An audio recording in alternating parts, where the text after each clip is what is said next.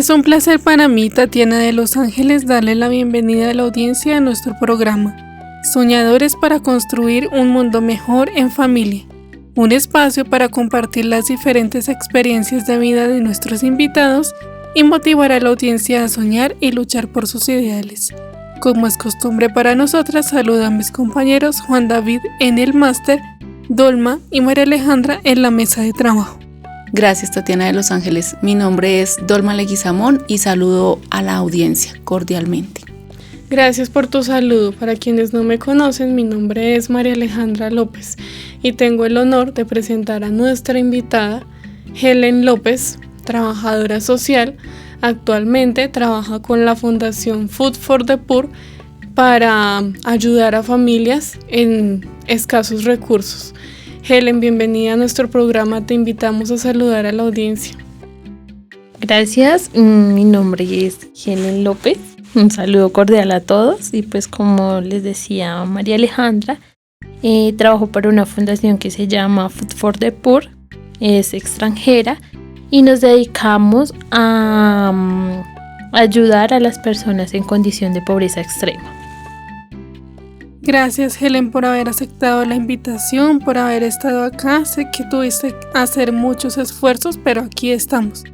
Siempre empezamos con una pregunta muy particular y es saber cómo fue tu niñez. Wow. Bueno, yo soy bogotana, de origen boyaco y santanderiano. Mis papás actualmente están vivos y pues tuve una niñez muy bonita. Soy hija de padres separados. Sin embargo, nunca sentí la ausencia de mi padre, que fue el que abandonó el núcleo, porque fue un papá muy responsable y siempre estuvo como dentro de su rol y no lo abandonó.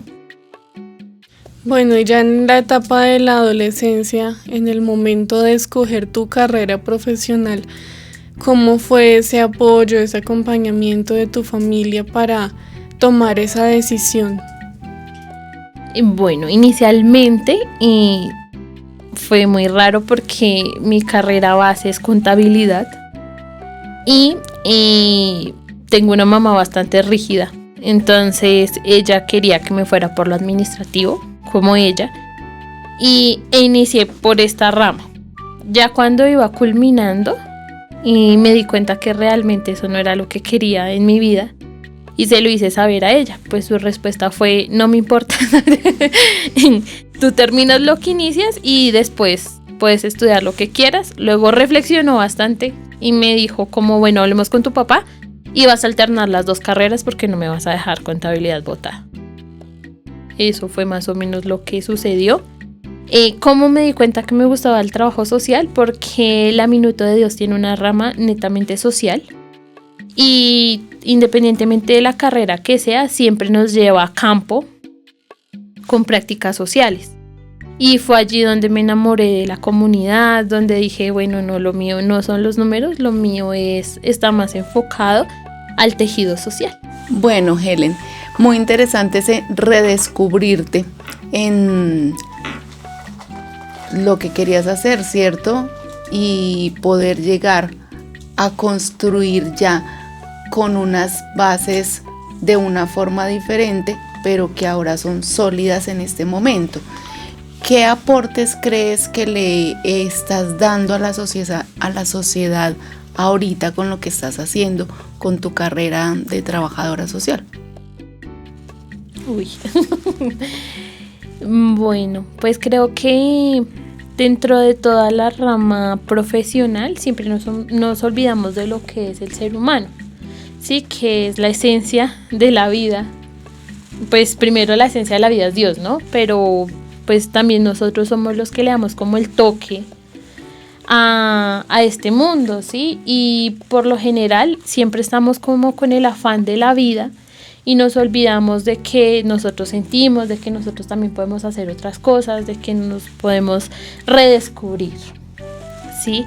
Y creo que mi aporte ha sido desde ese punto, ¿sí? El ayudarle a la gente a redescubrirse y a repotenciarse en la vida. Sí, que a veces abran su mirada un poco más al exterior y no se queden, digamos, en su mundo, en el mundo en que le enseñaron, ¿sí? Pues por lo general siempre he trabajado con personas vulnerables. Inicialmente trabajé en el IMPEC. Me dediqué desde mis prácticas profesionales a trabajar con internos en la picota y luego tuve este trabajo. Y que he descubierto que la gente tiene que pensarse más allá de lo que es en sí misma, en su ser.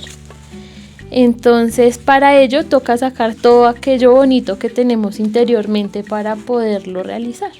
Bueno, nuestro programa tiene como título Soñadores para construir un mundo mejor en familia. Y cuando tú hablas de ese repensar y todas esas cosas, es como ese soñar, ¿cierto? Soñar por algo más grande, no quedarse en esa limitación. En el caso de ahora que trabajas con familias de pobreza extrema, que no se queden tan limitados a que simplemente soy pobre y no puedo hacer nada más, ¿cierto? Es algo así lo que tú estás hablando. Exacto, sí, señora. Dentro de los proyectos que nosotros manejamos en mi empleo está el poder abarcar el lugar estructural de vivienda, pero no solo quedarnos ahí, sino también poder abarcar todo lo que es el tejido social, sacando de sí mismas las personas todo lo bueno. Es decir, las personas tienen allá un área social, espiritual y personal, el cual tiene que ser trabajada con el fin de que ellos sean sostenibles con el tiempo. Es decir, no van a tener un acompañamiento social todo el tiempo, sino que a medida que va pasando o transcurriendo la vida, ya tienen que estar como educados pedagógicamente para poder afrontar la vida de otra manera, teniendo otra visión frente al mundo. Para quienes se acaban de unir a nuestra franja radial familiar, les contamos que hoy estamos entrevistando a Helen López, trabajadora social. Actualmente trabaja con la organización Food for the Poor y lo más importante, es una persona muy entregada a su profesión, que enseña con valores en nuestro programa Soñadores para construir un mundo mejor en familia. ¿Cuál fue la respuesta de tu familia cuando les contaste de tu segundo trabajo en Food for the Poor? Estaban muy contentos porque ellos nunca estuvieron de acuerdo con que trabajara en la cárcel. Era un sueño porque el poder ingresar a este lugar era desde las prácticas, solo lo hacen las personas con los mejores puntajes en cuanto a sus calificaciones. Entonces para mí era como el sueño y el reto, pero porque no conocía realmente socialmente a qué me iba a enfrentar. Sin embargo, no lo veo como algo malo, sino lo veo como algo que me hizo crecer en la vida. Porque pues, no sé, era muy niña cuando ingresé, entonces tenía como todas las comodidades de mi casa, que no han sido las grandes comodidades, pero sí las comodidades con las que puedo tener una vida estable y tranquila. Cuando ingreso allá, pues obviamente mi mamá siempre trató de cuidarme del mundo.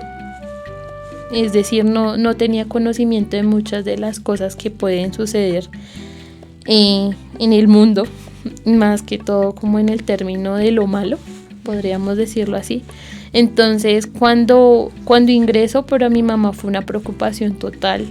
Estás hablando de cuando ingresas a trabajar en la cárcel, ¿sí? Sí. En el IMPEC. Entonces, para ella todo el tiempo era una incertidumbre, porque pues uno allá llega, pero uno no sabe si va a salir. Claro. Entonces, no tenemos una comunicación, a pesar de que pues socialmente se sabe que los internos se pueden comunicar al exterior, nosotros los que trabajamos allá no. Entonces para mí era entrar a las 7 de la mañana, le escribía a ella un poquito al mediodía y yo volvía a salir 6, 7, 8 de la noche, dependiendo de la contada, si se había escapado alguien o algo así. Entonces pues así era que teníamos la salida. Para mi mamá eso era pues bastante frustrante. Todo el tiempo que llegaba a la casa era como, uy, llegaste sí, bien, llegó. o sea, sí. Y ya ahorita... Me la imagino prendiendo velitas para que no te pasara nada. Sí, más que digamos, es muy difícil para una mamá que en las noticias salga hubo motín. Sí, claro. Y no tener comunicación conmigo. Ujú. Ya llegó ahorita a trabajar para esta fundación Food for the Poor y para ellos fue totalmente distinto porque para ellos también fue el meterle el corazón a esto. Entonces yo llegaba a contarles sobre las experiencias que tenía o a veces mi papá me hacía el favor de llevarme a hacer las visitas domiciliarias para seleccionar la gente. Entonces todos empezaron como a tocarse con el tema. Y entonces aquí ya están súper contentos pues porque a pesar de que es un lugar lejos y pues yo vivo súper lejos, no estoy corriendo el mismo peligro que corría en la cárcel. Ujú. Y que por el contrario, aquí también siento yo satisfacción porque todo lo que tú le enseñas a la gente es retribuido, ¿sí? Entonces la gente te muestra con sus hechos de que realmente estás logrando sembrar algo bonito en ellos, Sí. en su corazón. Pero también era un poco frustrante cuando hago la comparación en la cárcel, digamos, hacíamos todo lo que era el tema de resocialización y salir y que la persona saliera, y que al mes estuviera nuevamente en la cárcel. Entonces uno decía, no logra impactar esta vida y eso también frustra, porque pues lo ideal es que esas personas también se resocializaran y lograran salir adelante, ¿sí? Sin tener como alternativa siempre la delincuencia. Entonces aquí sí he sentido también esa paz interior. Dios me habla a través de cada uno de ustedes. También, no sé, aprendo de cada una de las personas que hace parte del proceso, porque me enseñan a ser mejor persona. Bueno, Helen, y aparte de eso sabemos que ya tienes una familia que estás conformando, que tienes tu esposo, tu hija. Cuéntanos un poquito de ellos, cuántos años tiene tu hija, si está en el colegio y bueno, algo que nos quieras contar de la familia que tú estás conformando. Bueno, mi esposo es profesor de la Universidad Minuto de Dios, de la Universidad de Pamplona. Él es comunicador social, es abogado y es alguien que también me ayuda a mí a lograr lo que me he propuesto. Llevamos ya aproximadamente como 8 años. Digo, ¿cómo? Porque no llevo así la cuenta Tan exacta. Sí, tenemos una bebé de 5 años, que para mí siempre será la bebé, a pesar de que ya esté tan grande. Ella ahorita está en el colegio. No sé qué más decir. ¿Qué valores le brindan ustedes como familia a ella, que está pequeña y que está empezando a descubrir el mundo? En un inicio que tiene que decir la verdad, que Muy tiene importante. que reconocer a Dios sobre todas las cosas, que pase lo que pase, nunca tenemos que dejar de dar las gracias. Nosotros no hablamos allá en mi casa tanto de la oración o algo así, sino que nosotros damos las gracias porque mi esposo viene de otra cultura, pero pues también reconoce a Dios como un ser supremo. Entonces tratamos como de no llegar a ningún choque en cuanto a lo espiritual, sino que tratamos de fusionar lo que somos como familia y le denominamos dar las gracias. Es decir, en el momento en que damos las gracias no pedimos nada, sino solamente agradecemos por la vida, por la comida, y pues de la cultura que viene mi esposo es la Pachamama, entonces él también agradece a lo que es la tierra y sin dejar de reconocer a Dios como un ser supremo. Bueno, Helen, me gustaría que nos contaras muy rápidamente tu experiencia, porque alguna vez nos contaste que tu padre tiene una discapacidad adquirida. Cuéntanos brevemente cómo ha sido esa experiencia de tú convivir con tu familiar que tiene discapacidad y cómo fue ese despertar que él tuvo. Listo, mi papá, no me acuerdo hace más o menos cuánto fue, tuvo un accidente en donde una llanta de un tractor se explotó y le rompió todo el cráneo. Mi papá tiene su cráneo reconstruido en un 80% y quedó con una discapacidad visual en su ojo izquierdo. Para mi papá fue bastante frustrante pues este hecho, porque no se hallaba como persona y asimismo pues en un principio intentamos como dejarnos llevar por la tristeza, ¿sí? Pero siempre estuvo ahí Dios y mi papá, de hecho médicamente, es un milagro andante. Porque mi papá duró 2 meses en la UCI y el día que lo iban a desconectar ya era un hecho. Ya habíamos pasado como 2-3 veces que nos tocaba firmar para que lo desconectaran y pues mis hermanos y yo no habíamos querido firmar. No había reconocido a Dios como tenía que darle su lugar en mi vida y una persona me llevó a él, a poder experimentar de él. Ese día me acuerdo que en llanto le dije que por favor lo dejara vivo y que pues de ahí en adelante todo lo que yo me dedicara iba a ser para él. Para honrarlo. Para honrarle, sí, y que tratara de enseñarme cómo podía hacer luz para otros. Llegué al hospital, le di la mano, oré y mi papá se despertó. Ahí él despertó pues del coma bastante asustado y refería el impacto a pesar de que él había perdido la voz por la entubada y demás. Y ahí empecé a entender un poco lo que era la discapacidad con la que él iba a quedar, porque nos dijeron que él iba a quedar como un vegetal. Entonces él me hablaba con las manos y con los ojos y yo lo que hacía era hacerle preguntas cerradas para que él me respondiera si sentía o no sentía. Entonces él, digamos, yo le decía, si me vas a decir sí, me aprietas una vez la mano, si me vas a decir que no, me aprietas 2 veces la mano. Pensamos que él iba a quedar sin habla por este hecho, entonces pues ahí empezamos a mirar cómo nos podíamos hacer entender, tanto él hacia nosotros como nosotros hacia él, porque pues no sabíamos si también iba a quedar con sordera por el impacto. Con el paso del tiempo, te pongo por ahí que como un mes, mi papá recobró todos sus sentidos, escuchaba, ya hablaba. Mi papá es muy chistoso, entonces empezó a hacer chistes. Y cuando ya empezó a recobrar todos estos sentidos, el médico nos dice que mi papá va a durar 7 años para poder caminar y para poder comer. Y nuevamente empezamos ya un trabajo espiritual, pero con toda mi familia. Sí, hablo de mi núcleo inicial, mamá, papá e hijos. Y orábamos, sí, para que su recuperación fuera pronta.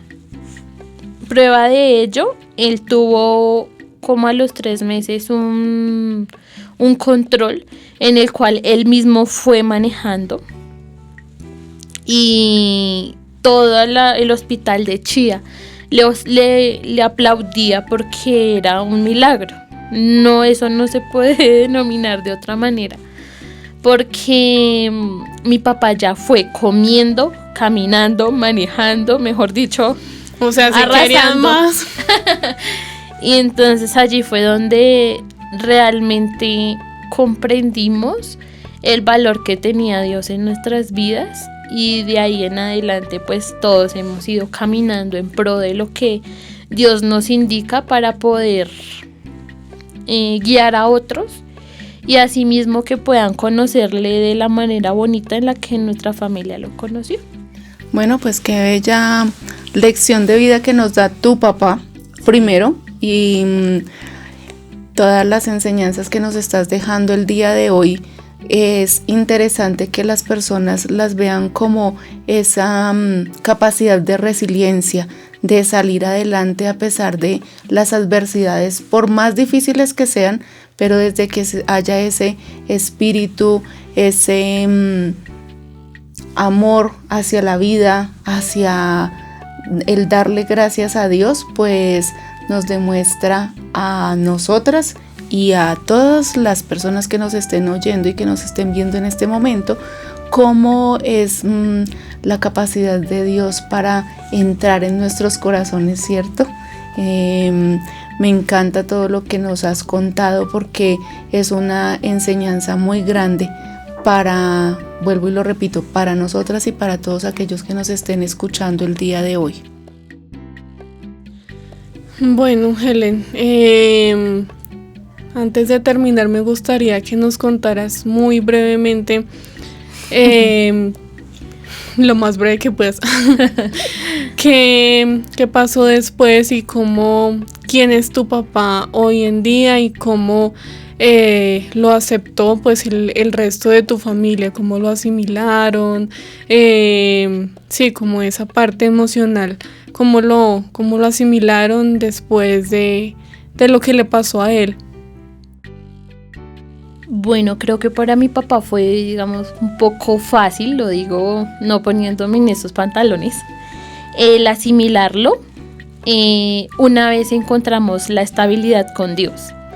Porque inicialmente él se rehusó totalmente a perder su vista, él se rehusó totalmente, porque mi papá era una persona muy vanidosa, a verse físicamente como se estaba viendo en ese momento, pues porque mi papá quedó con la cabeza como un balón de fútbol remendado, sí, ¿cierto? Y claro, él lo calviaron y pues apenas salió de la hospitalización, salió con la cabeza demasiado hinchada. Uh-huh. Entonces él se rehusaba a todo esto.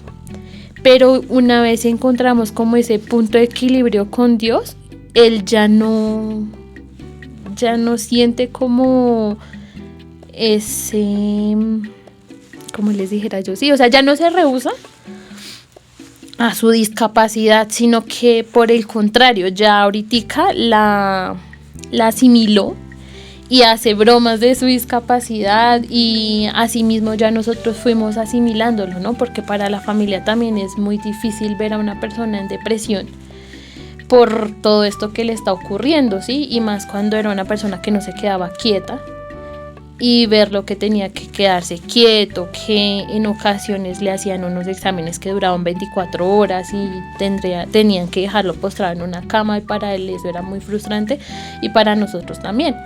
Pero ya hoy en día no, él ya retomó su vida común y corriente. Él ahorita se está dedicando nuevamente a la venta de materiales y todo eso como lo hacía anteriormente.